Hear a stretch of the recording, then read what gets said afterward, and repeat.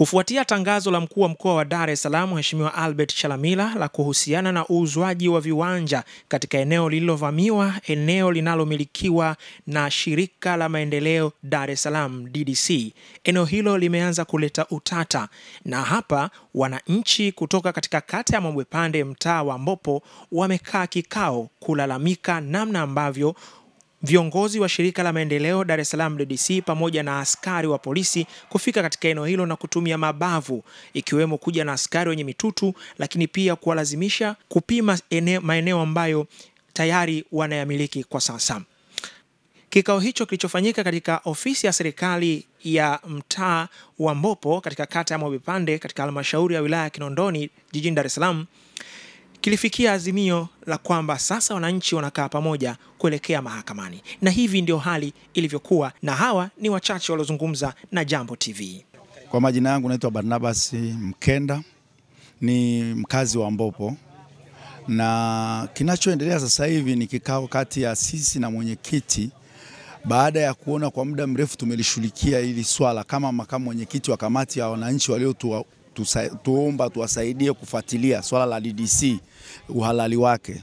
Tumejaribu kufuatilia kwenye kila nyanja ya serikali, imeshindikana.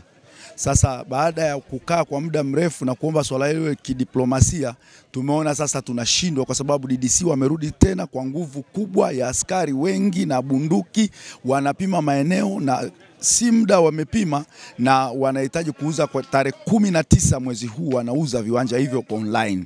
Kwa hiyo kuna watu wengi wanapoteza haki zao, na kati sisi tulikuja huku tukaaminishwa na wajumbe wetu na wajumbe wa serikali ya mtaa na mwenyekiti Loteva, kwa kila mtu jinsi ambavyo alieleweshwa jinsi eneo hili lilivyo, lakini sisi tulinunua kwa watu, na sasa tunafikia hatua ya kunyang'anywa kabisa kimabavu. Sasa sijui, maana serikali tumeomba kwa waziri, tumeomba kwa kila yoyote unayemjua, imeshindikana. Sasa ndio leo tunafanya maamuzi ya kwenda mahakamani. Tutapata haki yetu mahakamani. Hayo ndio yetu aliyotuleta hapa leo. Tukamwomba mwenyekiti, kwa sababu mara ya mwisho tuliomba kama kamati tufanye mazungumzo na wananchi wetu, kuwapa majibu ya kamati nini iliyofanya. Walitukamata baadhi yetu wakatuweka ndani. Kwa hiyo tukakosa nguvu ya kuendelea kufanya hilo jambo. Kwa sasa tumeamua na wananchi wameamua, kwa sababu wanachukizwa na hili jambo. Wamereact sana, wamenifuata mpaka nyumbani kuniuliza nini kinachoendelea. Nikamwambia tulieni, tutaitisha kikao, na mwenyekiti akaturuhusu tukaisha kikao. Ndicho hichi tunachokiona kwa sasa. Kwa majina naitwa Taia Ahmed Ibrahim, ni mkazi wa Chakanao, mtaa wa Vijana. Sisi kimechotuathiri zaidi katika umradi wanasema DDC sehemu yao, sisi wakati tunakuja kuchukua viwanja hatukukuta kuna kitu kinaitwa DDC. Kwa hiyo sisi tunaona kama ni udikteta, kwa sababu swala hili tumeweza kuliona Kisevure. Mimi nimeathirika kutoka Magomeni. Nimetoka Magomeni kule Mabondeni, tukaletwa Magupande na serikali. Serikali imeleta hapa kila kitu, kimewapa hapa mabati, kila kitu. Ina maana kwamba serikali wametuleta sehemu hii, wanajua kabisa hii sehemu sio iliyoathirika. Sasa leo tunavokuja kufuatwa, kwanza kaja Gwajima, tumemlilia kilio chetu, tukamwambia swala hili sisi tunaona tunatapeliwa. Gwajima akaja akasema kweli mnatapeliwa. Swala hili linatakiwa msikubali, wakija watu mwapige mawe. Gwajima huyo hajamaliza siku nyingi karudi, anatuambia swala hili ni kweli, eneo ni la DDC, tutoe 3,300. Ina maana hata huyo Gwajima ni mwizi. Umeelewa? Gwajima ni mbunge, yeye ndio aliokataa, alafu anakuja kutuambia kwamba swala hili tutoe shilingi 3,300. Ni swala lisilowezekana, na maana kwamba na yeye yuko pamoja nao. Umeelewa? Ni kwamba hawa ni wavamizi, ni waongo. Sisi ndio kina mama. Kama mimi kiwanja changu nimekijenga kwa shida sana, nabeba maji, nahangaika na watoto. Sisi wengine wajane, leo tunakuja kudhulumiwa. Ni haki? 3,300 tulipie ardhi ya square mita 1. Imetoka hiyo juzi wanakuja kutuambia kwamba tutoe shilingi 15,000 kwa kila square mita. Na hapo wameshaanza kuingia, wanabomolea watu. Hapo mwenyekiti sasa anatuambia kwamba yeye hana uwezo. Yeye hana mamlaka, ametumwa na wakubwa wake. Sasa kama ametumwa na wakubwa wake, mwenyekiti huyu anatuambia kwamba yeye ataenda kutusaidia. Hamuoni kama ni utapeli? Unaona ni utapeli? Kwa hiyo sisi kilio chetu, kwanza kabisa tunaomba ili swala hata ikibidi kwa mama lifike. Huu ni uonevu, tunaonewa na hatutakubaliana. Tunachokitaka kwanza ipigwe stop order, izuiwe hiyo tarehe 15 mpaka hili swala tulijue kwamba aliyolitoa neno ni nani na wanataka kitu gani. Kwa jina naitwa Musa Yusufu Mahenge. Mimi ni mkazi wa kata ya Mabwepande, mtaa wa Mbopo. Sisi tuna tatizo wananchi wa Mbopo. Kuna watu ambao wanajiita watu wa DDC. Wanakuja hapa wanatuharasi. Wanasema eneo ni la kwao. Lakini sisi tumeishi kwa muda mrefu sana. Kizazi na kizazi. Tangu miaka ya 74 Mwalimu Nyerere, kabla ya vijiji watu walikuwa wanaishi huko. Sasa shida moja, wamekuja wanasema kwamba hili eneo la kwao. Tumeenda nao katika maeneo mbalimbali. Wanasema kwamba hili eneo ni la kwao, wana hati. Lakini tumemwambia kwamba kama mna hati tunahitaji kuiona hiyo hati. Tukae kwenye kikao wote kwa pamoja ili tuweze kuijua hiyo hati yenu. Na sisi tujue kwamba ni kweli. Lakini watu hao wamekataa kabisa kwamba hawataki. Lakini mbaya zaidi, mkuu wa mkoa yeye ndio anayesema sasa hivi kwamba wananchi wa Mbopo ni wavamizi. Yaani watake wasitake lazima wafanye nini? Lazima walipe. Sasa tunajiuliza. Sasa mkuu wa mkoa yeye ana mandate gani kwenye masuala ya ardhi mpaka anakuja na tuharasi? Ndio maana sisi tunashindwa kuelewa. Sasa hapa tumeamua wananchi wa mtaa wa Mbopo. Tumeamua sasa hivi yani kwamba haki yetu kwenda kuipata ni mahakamani. Na tuko wanasheria ambao tayari tumeshawaandaa. Lakini mbaya zaidi, wanakuja bila taarifa kwenye hilo eneo. Kwa hiyo sisi tunaona kilio chetu tumepasa kwa sehemu zote. Tulipeleka kwa waziri mkuu, tulishafikisha jambo letu kule. Tukapeleka kwa makamu wa rais, taarifa tukazipeleka hizo. Tumezipeleka wizarani. Mpaka watu waziri mwenyewe, waziri husika, wakawa wanasema kwa nini jambo lenu mbona haliishi? Sasa kwa hapo mnachotakiwa kufanya, mimi hata kama nikija kwa sababu sina mandate ya kuweza kulimaliza jambo hili. Jambo hili ni wa kulimaliza ni rais. Kwa lugha nyingine akasema kama mtaona kama haki yenu kama hamuipati nendeni mahakamani. Kwa hiyo sisi tumeenda mahakamani. Sisi tunaenda mahakamani kwa sababu haki yetu inaporwa kwa nguvu. Wanakuja maaskari na mabunduki kama tuko kwenye vita. Kwa hiyo ndio hilo ambao sisi ambao limetusibu katika mtaa wetu. Lakini tunaomba ombi letu, mkuu wa mkoa ajitafakari kwamba haya ni maisha yetu. Tunamuomba sana kwamba aache kutumia ubabe. Yeye yuko kwa mujibu wa sheria. Yeye ni mlinzi na usalama kwenye mkoa wake. Lakini yeye anakuja kwa kutumia, kwa kuforce. Hataki kusikiliza mawazo ya wananchi. Yeye anasema yuko upande wa DDC.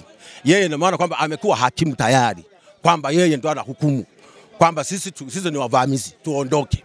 Na amesema kwamba mtake msitake lazima mfanye nini? Lazima mlipe. Mimi ndo particular swai. Mimi na jambo moja tu, namwomba mtukufu rais wetu Mheshimiwa Mama Samia ndiye mwenye mamlaka ya kufuta hati ya eneo kama hili. Huu umati ni mkubwa sana, Mbopo ni kubwa sana, na wananchi ni wengi sana. Hiki kilio ni cha watu wengi. Wanasema wao wana hati miliki.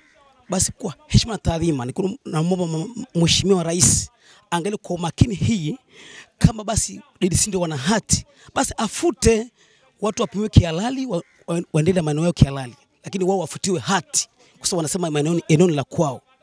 Na mwenye uwezo wa kufuta hati rais peke yake. Kwa tunaomba Mama Samia angalie hilo, atusaidie kwa hilo. Mimi naitwa Suleiman Salum Ndieme, mwenyekiti wa serikali ya mtaa wa Mbopo. Leo nimeitikia wito wa wananchi kwa sababu jana kuna baadhi walikuja tukazungumza, nikapokea maoni yao. Lakini walipoondoka wakanipigia simu, kesho tunakuja kwa wingi, tunataka tukupe maoni yetu uyasogeze mbele kwa sababu hiki ni kilio cha wengi wana Mbopo ili swala la DDC. Na hivyo mimi nikawa sina uwezo wa kukataa wito wa wananchi kwa sababu mimi nipo kwa ajili yao na wao wamenichagua kwa ajili ya kupaza sauti zao. Kwa hiyo nimekuja leo kuwasikiliza na kwa bahati nzuri nimepokea maoni yao na mimi nitasogeza mbele wale ambao wanastahili ili kuweza kusikilizwa. DDC walikuwa introduced tangu mwaka 2023 katika kata ya Mabwepande. mazoezi mengi na vikao vingi kipindi hicho ambacho mimi sikuwepo katika madaraka, lakini mimi nimeingia awamu hii nimeikuta DDC. Kilichofanyika ni kwamba DDC tukizungumza nao wamekabidhi ile swala katika halmashauri yetu ya manispaa Kinondoni. Kwa hiyo Kinondoni halmashauri ya manispaa ndio wanakuja kupima na kupanga mji. Kwa hiyo kwenye kupima na kupanga mji ndio kuna baadhi ya changamoto ambazo zinakutwa. Watu wanakatiwa mashamba yao kwa mujibu wa maoni ya wananchi. Hilo kikubwa ndio maoni ya wananchi wanataka yawe solved, kwa sababu wana uwezo wa kulipa yale maeneo yao. Kwa hiyo wanachoomba maeneo yao yapimwe kama yalivyo. Wanaomba maeneo yao yapimwe kama yalivyo, wapewe priority ya kuyalipa, kwa sababu wapo watu wenye uwezo wa kulipa hayo maeneo, lakini wamekuta yamekatwa, viwanja vimegawanywa na vinaingizwa kwenye mfumo wa halmashauri, mfumo wa kuuza viwanja vya serikali, yani tausi. Kwa hiyo kama ukichelewa, vile viwanja unakuta vimenunuliwa na watu wengine. Kwa hiyo wananchi wanaomba wapimiwe maeneo yao, wakubaliane, walipe kulingana na eneo la mtu lilivyo. Kama ambavyo umesikia wananchi wakitoa malalamiko yao kuhusiana na viwanja hivi ama eneo hili linalosadikiwa kuwa na ukubwa wa hekari 5,000, eneo ambalo linamilikiwa na shirika la maendeleo Dar es Salaam. Jambo TV haikuishia hapo, ikamtafuta mheshimiwa mkuu wa mkoa wa Dar es Salaam Albert Chalamila kwa simu, naye kuelezea nini kinaendelea katika mtaa wa Mbopo, hususan katika kata nzima ya Mwebepande kuhusiana na viwanja hivi inavyosemekana vinamilikiwa na shirika la maendeleo ya Dar es Salaam. Kwamba eneo la Mwebepande ndio na baadhi ya maeneo mengine yakiwemo ya Mbopo, yapo maeneo yanayomilikiwa na wananchi wa kawaida, ndio, na yapo maeneo ambayo yanamilikiwa na shirika la maendeleo ya DDC. Ndio.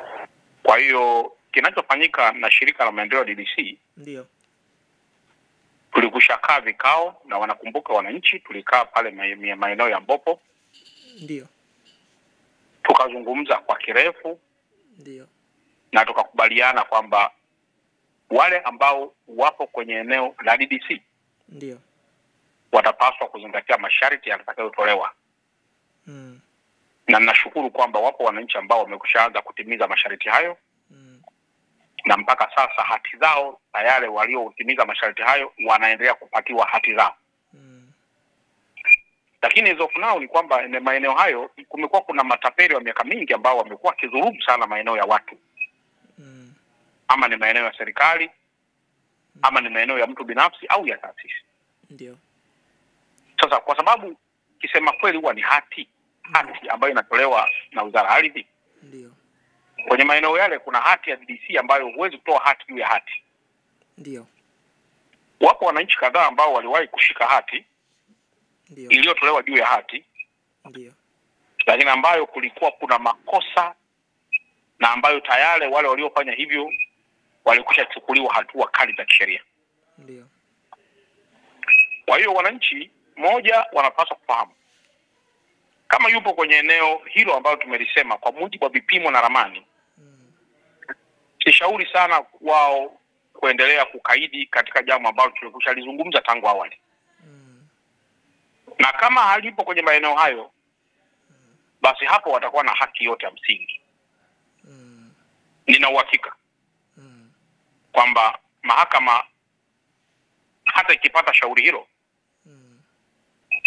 bado itaamua kwa haki ile ile, na ambalo linaamini mwenye haki atapata eneo lake na asiye haki hatapata eneo lake. Mheshimiwa, kwenye kikao pale walikuwa wanasema kwamba kuna kipindi walifuatwa kwamba wachange shilingi 3,000 na wanasema walikuwa kwa siku ya mita. Wanasema walikuwa tayari kwa hilo, lakini baadaye ikabadilishwa wakaambiwa watoe 15,000 kwa siku ya mita, kitu ambacho wao pia wamesema hawakukiridhia. Lakini la pili ni kwamba sasa iko hivi, ni kwamba huwezi kuridhia jambo ambalo sio lako. Ndio. Yaani unajua kinachotokea hapa ni ule ubishi wa kawaida. Hata hiyo shilingi 3,000 ndio ukiwauliza, inawezekana kama wangelikuwa na moyo mzuri pengine tangu mwanzo walikuwa walishalipa kama kweli waliambiwa. Lakini Sasa tunarudi kwenye formula ile ya shilingi 15 kama alivyoambiwa, watimize. Hayo ni maeneo ya watu. Kwa hiyo kwa yule anayedhani kaonewa, mahakama bado ipo radhi na itafsiri sheria. Sasa lakini mimi kama mkuu wa mkoa ndio naendelea kusimamia haki kwa watu wote. Uko sahihi sana mheshimiwa. Sasa mheshimiwa, tunapomaliza tu mazungumzo kwamba wamesema pia hao watu wa DDC wanapokwenda pale sasa hivi, wanapokwenda kwa ajili ya kufanya upimaji huo, wamekuwa wakienda pale na maaskari, lakini wamekuwa wakiwatishia wale wananchi wanapotaka kusogea kuuliza. Sasa kwanza niseme wazi kwamba jambo hilo sio kweli, kwa sababu hata mimi mwenyewe muda huu ninapoongea na wewe niko maeneo ya Mabwepande nikiwa nina kazi maalum. Muda huu tunapoongea na wewe. Ndio. Na nikitoka hapa pia nakagua barabara ambayo imeharibika kutoka Mabwepande kuelekea upande wa Mbopo. Nakagua barabara hiyo. Na kwenda kupita mpaka maeneo ya Madale. Na nitachomoka moja kutoka Madale kuja kutokea barabara ya Wazo Hill. Hivi tunapoongea na wewe mvua inanyesha, lakini niko sahihi. Kwa hiyo jambo la kwanza ni kwamba ukionesha viashiria vya ukaidi, serikali na mkono mrefu wa kuzuia ukaidi. Ukiwa polite, serikali haiwezi kutumia nguvu hata kidogo. Ndio. Lakini wewe ukijifanya ni mjanja, na unakumbuka miaka fulani nyuma huko walishawahi kuuliwa mpaka watu kwa migogoro ya kijinga. Tunakumbuka. Sasa haiwezekani ikatokea miaka hii ambako mimi bado ni mkuu wa mkoa hapa Dar es Salaam. Haiwezekani kitu hicho katokea. Kwa hiyo kwa sababu wananchi wenyewe wanasema kuna mahakama, na kwa sababu mimi ninachoamini hatuwezi kumuonea mwananchi yoyote. Haiwezekani, hii sio serikali kuonea watu. Hawezi mwananchi yote kaonewa. Haiwezekani. Kwa hiyo kila mmoja aoneshe uthibitisho wa kuwa hilo ni eneo lake. Itasaidia sana. Na mheshimiwa mkuu wa mkoa hamna alafu jambo la pili. Jambo la pili. Naam mheshimiwa. Kikao changu cha watu hao hakijakalika leo. Kilikaa muda mrefu sana tangu mwaka jana. Mimi wakati na mwaka mmoja tu almost hapa Dar es Salaam. Kikao changu cha pili tulikaa cha kuhusu kuuza viwanja, na nilitangaza kwenye vyombo vya habari ikiwemo Jambo TV. Uliona mtu yoyote kutoka eneo hilo amekufuata kwamba yeye yupo kwenye eneo silo lake? Hapana. Unaamini kwamba taarifa hawakuwa nayo? Naamini walikuwa nayo. Basi nadhani ile ya kusema huko hawatafika. Afu bahati nzuri tukafika. Kwa hiyo decision zote zimekuwa ni shirikishi. Na hivi ninavyokuambia zaidi ya 50% ya wananchi wamekushalipa pesa, wamelipa pesa. Na wanaendelea kulipa. Na hatuwezi wanalipa wale waliopaliwa shilingi 3,000 wanalipa. Lakini ile 3 ina masharti yake. Ndio. Haiwezekani ukamiliki eka 10 ulipe shilingi 3,000. Utalipa 3,000 kwenye kaeneo kadogo ka kawaida ka mita kadhaa. Then ardhi nyingine yote ambayo ni ya watu, ni ya shirika la DDC itauzwa katika vipande kwa watu wengine. Mheshimiwa, kuna namna yote ambayo labda unafikiria kama mzazi wa mkoa huu wa Dar es Salaam kwamba labda uende uwasikilize, kama kuna namna nyingine ambayo unaweza ukawasaidia kwa wale ambao huenda wameshindwa ama wanahitaji elimu zaidi kwa ukaidi? Kwa sababu kuna wengine wanasema kwamba walitoka mabondeni huku wakati wametolewa mabondeni huku Magomeni huku wakaenda pale wakanunua viwanja. Ndio hao wengine pia wanalalamika kwamba wanatakiwa waondoke katika hao mazingira. Sasa kuna ile hali tu kama mzee kwamba hebu tuone tunafanyaje. Kuna namna yote unataka mkuu wa mkoa ufanye, ama kwa sababu wanakaidi basi sheria ifuate mkondo wake? Ukiangalia vizuri hakuna mtu tumemtoa hapo, hata mmoja. Hakuna mtu tumemtoa. Hata mmoja. Hakuna hata mmoja aliyetolewa. Wote waliokuwa wamejenga vibanda vyao vilihakikiwa, na wote watabaki kwenye vibanda vyao, lakini kwa kulipa fedha kidogo ambayo ndio itasaidia wao kuweza kupata hati. Lakini zaidi ndio itakayosaidia kwenda kulipa pia deni la hati kubwa kule DDC. Hakuna mwananchi hata mmoja ameondolewa kwenye eneo lake, hakuna. Na nataka nikupe tu taarifa kwenye maeneo hayo wamo baadhi waliowahi kuwa wakuu wa mikoa, wamo waliowahi kuwa mawaziri, wamo waliowahi kuwa wanajeshi, polisi, wamo wengine mpaka mawaziri mpaka sasa. Lakini wote wamekubali kwamba kwa kweli tuliuziwa kimakosa. Na sisi tulichosema hatukutoi. Wewe baki kwenye eneo lako, lakini kwa masharti kwamba utalipa kiasi hiki. Hakuna mtu ambaye amekushatolewa mpaka sasa, hakuna, hayupo. Na tena ikiwezekana tumewapatia muda, wala sio wa miezi mitatu kama wengine. Wamepewa muda mrefu kabisa wa kuhakikisha wanalipa kidogo kidogo ili deni lao liweze kujifuta na mwisho wa siku wawe na nyaraka halisi za umiliki wa maeneo yao. Kama kuna mtu yoyote ametolewa kwenye nyumba au kwenye kitu gani, sisi tutafika kwenye maeneo hayo, tutamsikiliza kama mwananchi wa kawaida, tutamelimisha, na naamini kabisa ataelewa umuhimu sasa wa kuzingatia sheria anapofanya uwekezaji, uwe ni mdogo au mkubwa. Mheshimiwa Mkuu wa Mkoa, asante sana. Wito wako sasa kwa wakazi wa Dar es Salaam ambao wanapitia changamoto kama za Mbopo? In fact sio changamoto, lakini nachotaka kukisema tu ni kwamba moja, wapo watu wanaofanya makusudi kuiba maeneo ya watu, na tabia hii ipo sana Kigamboni. Tabia hii ipo sana pia kwenye baadhi ya maeneo kama haya ya nani. Na unakumbuka miezi michache iliyopita NSSF walirudisha eneo lao kutoka wananchi walikuwa matapeli wa namna hiyo pia. Lakini katika maeneo hayo wapo watu wa aina mbili. Wapo wananchi wanaotapeli wakijua kwamba hili sio eneo lao. Wapo wananchi wanaonunua bila kujua kwamba eneo hili ni la nani. Wapo wananchi wa namna hiyo. Na ndio maana kwa kujua namna hiyo tukasema hapana, hatuwezi kukutoa tu kwenye eneo, tukupe muda, ulipe pesa kidogo ili eneo hili liwe la kwako kisheria. Kwa hiyo wananchi wote moja wajitahidi sana wanapotaka kufanya jambo lolote linalohusu ardhi. Wajitahidi kuuliza jambo lolote kwa maafisa wetu ambao tunao kila kona. Watatusaidia kufahamu eneo hilo lina mipango gani. Ni soko, ni open space, ni eneo la watu, ni eneo la wazi au vitu gani. Wajitahidi sana kupata taarifa hizo.